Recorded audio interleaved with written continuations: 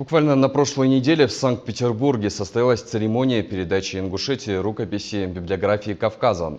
Труд историка и кавказоведа Анатолия Генка многие годы хранила и передала в руки Юнусбека Евкурова дочь ученого Галина Генка.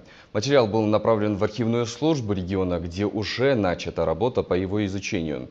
А тем временем свое мини-исследование содержания рукописи провел Ибрахим Цароев. Пришел, увидел, убедил. Анатолий Генка убедился сам, а после убедил и общественность в том, что Кавказ населяют носители древнейших культур. Особое внимание исследователей, направлявшихся на юг страны в первой четверти 20 века, именно на вайнахов обратил Арнольд Чикабава, выдающийся лингвист и филолог. Он говорил, что историю и язык урартов мы можем постичь через иберийско-кавказскую группу языков, и в частности через нахскую группу языков. И поэтому нахская группа языков, это чеченские, ингушские, бацпийские языки, были очень интересны ученым кавказоведам. И вот непосредственно Генка этим занимался. Результатом работы молодого ученого стала книга из культурного прошлого Ингушетии.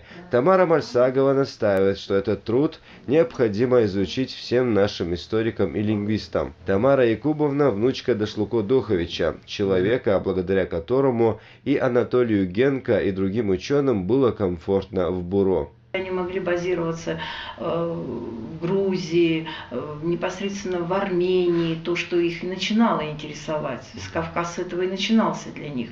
Но тем не менее они останавливались здесь, потому что здесь были достойные люди, достойны их знаний. На встрече в Санкт-Петербурге Юнусбек Евкуров передал Галине Анатольевне письма из личного архива Лидии Дашлуковны. В 1941 году жизнь Анатолия Генка оборвалась в тюрьме НКВД, но общение с семьей Мальсаговых продолжила его супруга Лидия Борисовна Паник. Одно из писем – это письмо «Радость, что наш народ вернулся на родину». Она сама разыскала Дашлуко Духовича. Старший научный сотрудник отдела Кавказа Музея антропологии и этнографии Российской академии наук Мака Албагачиева на встрече также отметила, что работа Анатолия Генка из культурного прошлого ингушей считается редкой и, по сути, бесценной для нашего народа. На ее поиски ушло 17 лет.